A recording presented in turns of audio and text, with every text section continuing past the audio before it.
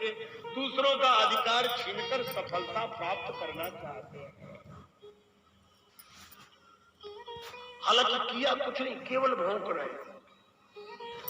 मुझे इस पर एक और बात याद आई कि कथा आगे बढ़ाऊं।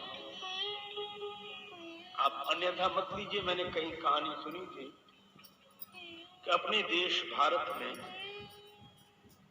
बाहर से एक कुत्ता आया। कल्पना है किसी देश से आया होगा, बाहर से आया तो किसी विदेशी होगा आया। अब विदेश से आएगा तो हवाई जहाज से आया होगा। हवाई अड्डे पर उतरा तो भाई अपनी अपनी समाज वालों से सबको हमदर्दी रहती है। तो जैसा कि होता है, विदेश से आया हुआ कुत्ता हवाई जहाज से उतरा तो यहाँ के कुत्ते स्वागत के लिए गए। और जैसे कि कुत्तों की परंपरा होती है, दांत निकालकर पूंछ हिलाकर स्वागत किया और उस विदेशी कुत्ते से कहा, अहो भाग्य जो आप पधारे,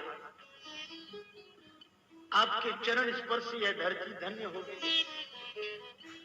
कुत्तों के भी पाद स्पर्श से धरती धन्य हो जाती है अगर वो विदेशी हो तो।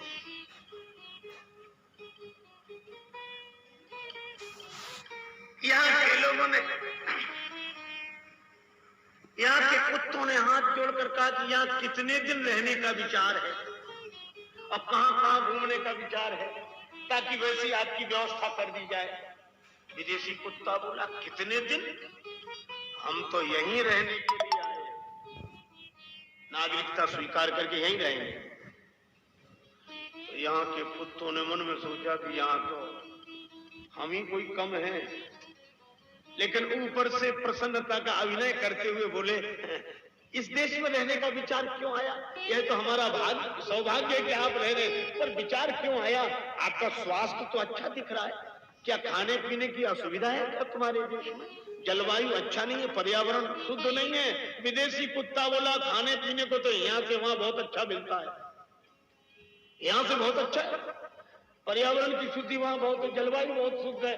बोले फिर उस देश को छोड़कर यहाँ क्यों रहना चाहते हो? विदेशी कुत्ता बोला, हमारे देश में और सब सुविधा है, लेकिन भौंकने की जितनी सुविधा यहाँ है वहां नहीं, इसलिए हम सोच रहे यहीं रहेंगे।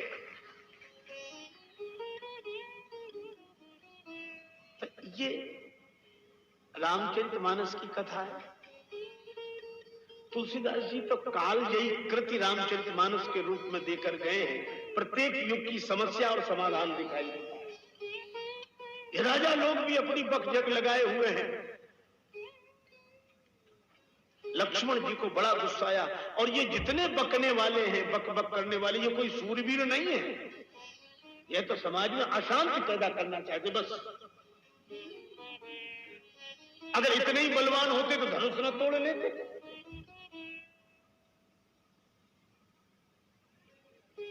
लक्ष्मण जी को बड़ा गुस्सा आया कि इनकी बोलती बंद कर देनी चाहिए, पर भूप वचन सुन इत उत पदई,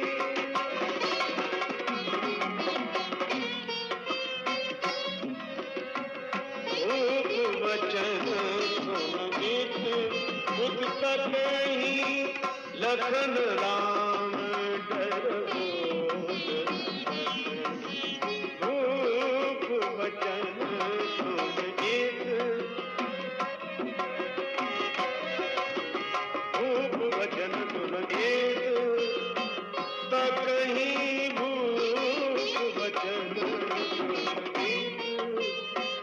वचन सुन एक, वचन सुन एक।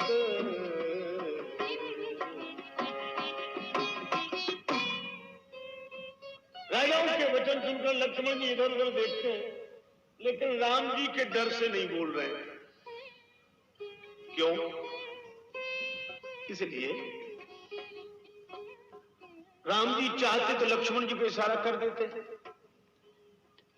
और लक्ष्मण जी को इशारा कर देते तो लक्ष्मण जी के बल से तो आप परिचित हैं। जगमहा सखा निशाचर जेते, लक्ष्मण आनई निमिष माते, और लक्ष्मण जी का धनुष पर बाण चढ़ जाता और ये राजा कहीं अड़ोस पड़ोस से तो आए नहीं। दीप दीप के भूपति नाना, आए सुन जो हम पन ठाना। अनेक द्वीपों से राजा आए, अनेक देशों से राजा आए हैं।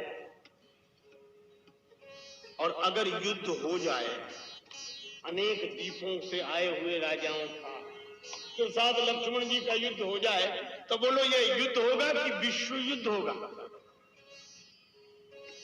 तो विश्व युद्ध होने का डर है कि नहीं? द्वीप द्वीप से राजा है, देश देश से राजा है, और राम जी लक्ष्मण जी को इशारा कर देंगे हाँ, तो फिर विश्व युद्ध हो जाएगा कि नहीं? तो राम जी ने सोचा कि विवाह में रक्तपात, विवाह में युद्ध और विश्व युद्ध, अनेक राजा मारे जाए, अनेक द्वीपों के सम्राट यहाँ इकट्ठे हैं। राम जी ने इसीलिए लक्ष्मण जी को इशारा नहीं किया कि विश्व युद्ध टालना चाहिए। जो उसमें कोई भले ही करे हाँ हो जाए, अरे हो जाना अच्छा नहीं है, इतनी आसानी से कह दिया जाता, तो टालना चाहिए। राम जी ने विश्व युद्ध को टाला है। पर इसका दूसरा पक्ष भी है। राम जी कहते हैं कि विश्व युद्ध को टालो, इसलिए लक्ष्मण जी को इशारा नहीं किया। और लक्ष्मण जी का कहना यह है कि विश्व युद्ध ना हो जाए, इसी डर से क्या जो कुछ होता रहे हम सब सहते रहे। दूसरा पक्ष भी है। और जब लोग हमारी दुर्बलता समझ लें कि हम विश्व युद्ध से डरते हैं, तब तो वे हमारी दुर्बलता का दुरुपयोग करेंगे।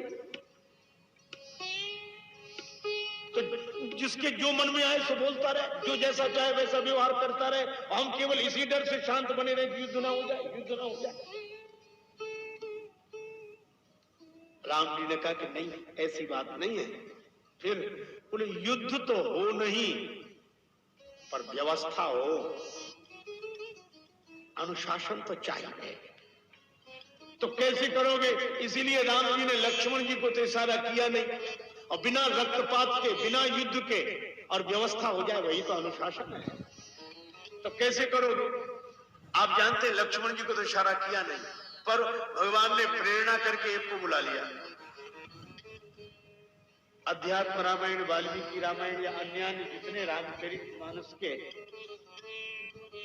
तरह राम जी का गुण गायन करने वाले ग्रंथ हैं, उन प्राय सब में परशुराम जी तब मिले जब राम जी की बारात विवाह के बाद जनकपुर से लौटकर अयोध्या आ रही थी। तब रास्ते में परशुराम जी मिले। पर तुलसीदास जी ने रास्ते वाली घटना को यही, क्यों? तुलसीदास जी ने सोचा होगा कि जंगल में मोर नाचा किसने देखा। अरे परशुराम जी तो यहां आवे जहां राजा लोग बकझक लगाए हुए हैं। मतलब क्या? समाधान भी तो वहां होना चाहिए जहां समस्या हो। यह कोई व्यवस्था है कि समस्या यहां है, समाधान हुआ। और परशुराम जी मुख्य द्वार में आकर खड़े हो गए फरसा लेकर, और जैसे ही परशुराम जी को देखा तो जो राजा ऊपर हाथ उठाए हुए था, ले छुड़ाए सिए कहे को, उठो जानकी जी को छुड़ा लो। और परशुराम जी को देखा तो उसका हाथ ऊपर से नीचे नहीं आ सकता था। मुंह जो खुला तो खुला रह गया, वो बंद नहीं हो सकता था। बगल वाले ने परशुराम जी को नहीं देखा, तो बोला क्या बात है, ढीले कैसे पड़ गए? बोलो बोलो, हम तो बैठे, बोलो। अब वो बोले क्या? वो तो उधर देखे, न मुंह बंद हो न हाथ नीचे आवे, क्या बात है? और जो उसने परशुराम जी को देखा, हे भगवान, जो देखे उसकी बोलती बंद। कुछ लुक गए, कुछ छिप गए। अब दुबले पतले राजा तो मोटे मोटे राजाओं के पीछे छिप गए। अब स्थूल शरीर वाले मोटे मोटे राजा कहां जा रहे? अरे बाप रे बाप, भृगुपति बिलोकी सब भूप उठे कांप। अरे बाप रे बाप,